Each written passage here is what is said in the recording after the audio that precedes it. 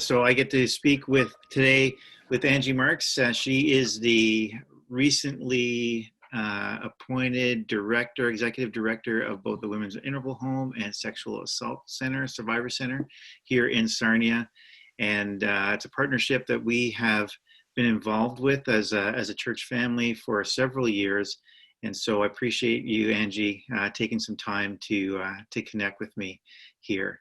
And so I guess my goal is to just get from you in terms of how it's been getting accommodated, situated as executive director, and then in particular these last 3 months with COVID-19, how that has affected not only your role but the activity at the center, and how then we can respond as a community. So it has been a year of continuous learning.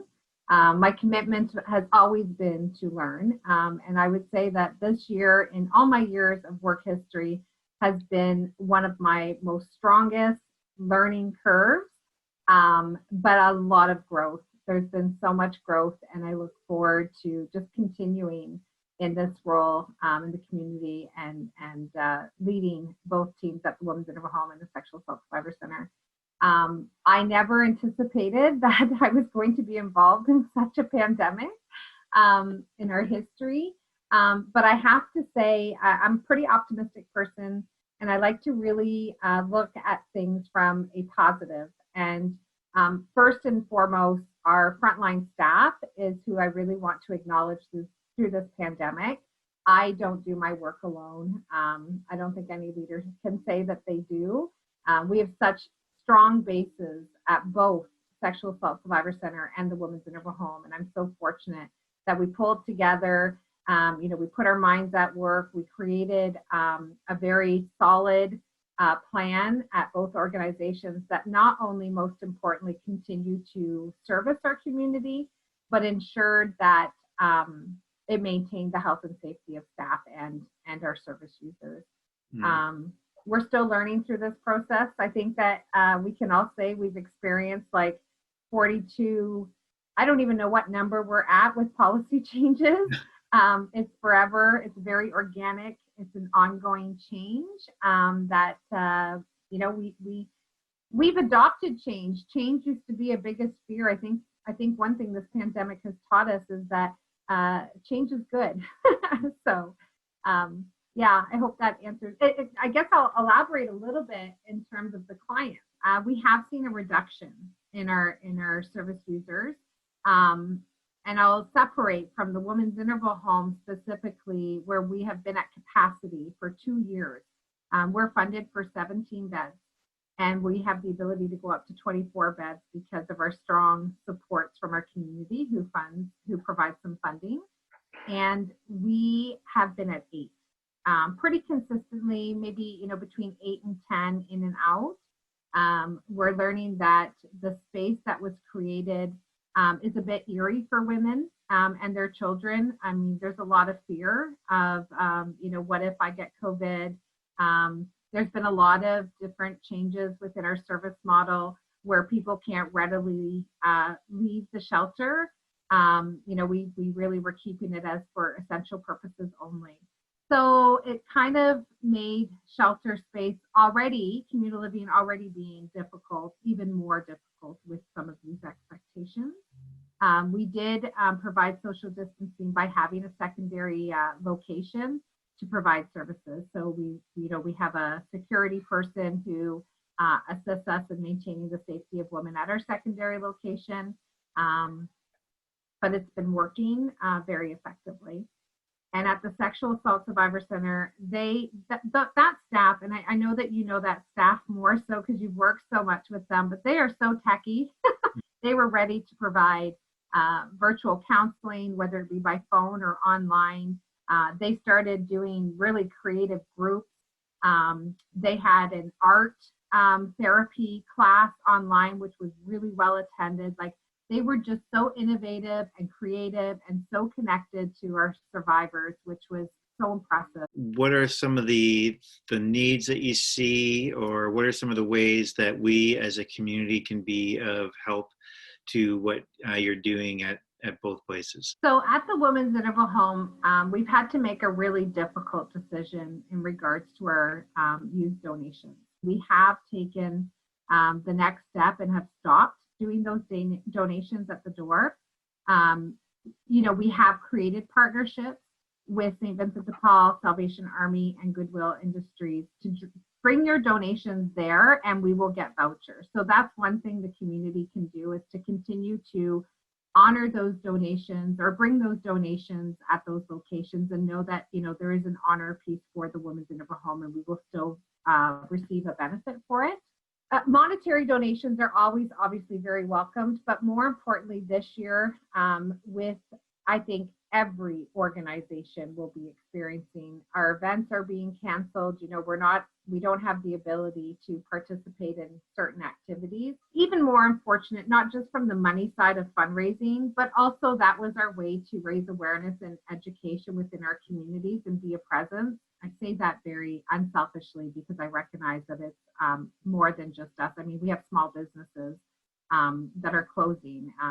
It's very sad to see how COVID has really impacted our community as a whole. If we could be of help to you, what is the best way that we could add to what you're providing for those clients? What can we do to help? Well, I think as a community member, just being part of, desensitizing the conversation of domestic violence or sexual violence, to understand it and to be able to help people in our community to recognize that it is a problem in our community. I think that sometimes, if it's not happening within your own family or your own home, or, you're a little more dismissive of it, or it's not as important to you. But the reality is that people have to understand that we don't know when it's happening, and that's the problem, right? It's the hidden secret behind a closet, whether it's domestic or sexual. So, and if you don't know, to be aware of how to recognize if it is happening, right? And isolation is one of the number one ways to see that there's a shift in that relationship, and that's a potential risk that could be happening. So with COVID, that was made easy, right? Isolation was made very easy. So if you have any thoughts or concerns about somebody who might be in an unhealthy relationship or experiencing domestic violence or sexual violence, to make sure that you find a time to just ask very simple yes and no questions, like, are you okay? I'm concerned. Do you need me to get help? Like, just very yes and no questions that opens up the door at least to have a conversation. I think that if you have an opportunity to just say, hey, I'm noticing something, without really saying I'm noticing something, that could be the open door, the outlet for that person. So in helping us in the community is to be part of our education and awareness strategies. We can't do it alone. The more people that are aware and making it okay and making it our business, there's actually a campaign that calls it Make It Our Business, helps us, right, to get the message to maintain safety in our community. And to call the shelter or the Sexual Assault Survivor Center if you have any concerns and you're not sure how to address it, then as a community member, just call and say, hey, here's what I think is going on. Educate me. How can I be of more resource? In terms of tangible donations that we might be able to offer at the present time, are there needs that you do have because of the lack of opportunity to fundraise the way that we have normally been able to, and things like that? Are there some practical things that we as a church or as a community can actually get to you to be able to stretch out the dollars that you do have? For sure. So one of the things we always like to do is welcome people with a welcome package. I will say that NeighborLink puts together our toiletry bags, and along with that toiletry bags, we're always looking for pajamas of all sizes, both children and women and men, because a lot of our teenage boys are like big growing boys, and we always forget. We get a lot of little boy stuff, and then our big boys are like, what do I wear? So let's not forget about men's sizes. And robes are always nice. Slippers are always nice. Nice towels. Like I love to have towels. So gently used towels are great. So perhaps, for us as a community, maybe it's something that if we say, yeah, let's get these things together, and then we can organize them here, and then have one person contact you on behalf of our group, and then arrange it that way. Exactly. Okay. Yeah, that's our new model. Yeah, for sure. Is there anything else that maybe I haven't asked that you think is important to get out to our community? We really covered women's interval home, and I mean, I don't want for a moment to dismiss the Sexual Assault Survivor Center. They're also dealing with the human trafficking pieces, and the numbers have also been low in that area, which is very concerning.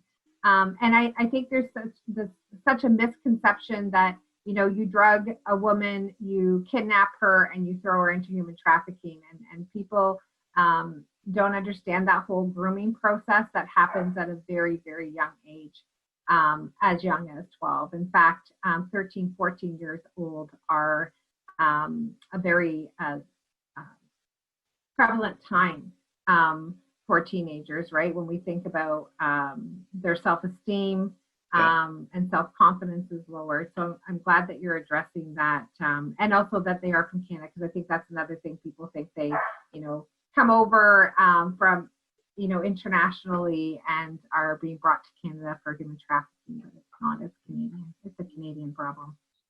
But we know that the numbers are going to shift here over the next 2 months, and we're anticipating a surge, and we are ready to support our survivors as soon as they're ready to come through our doors.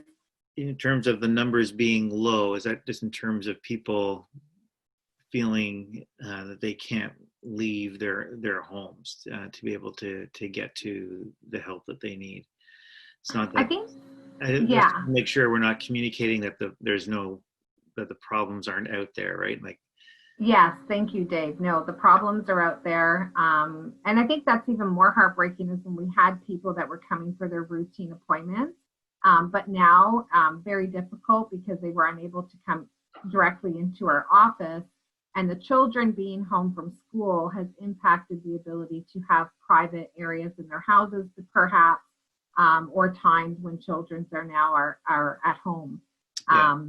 That's been huge. We have, we've done our best, and we did get some specific funding pots to increase technology. So our phone calls and our phone counseling has been okay and pretty steady at the Sexual Assault Survivor Center, but certainly not to the capacity that we would typically have.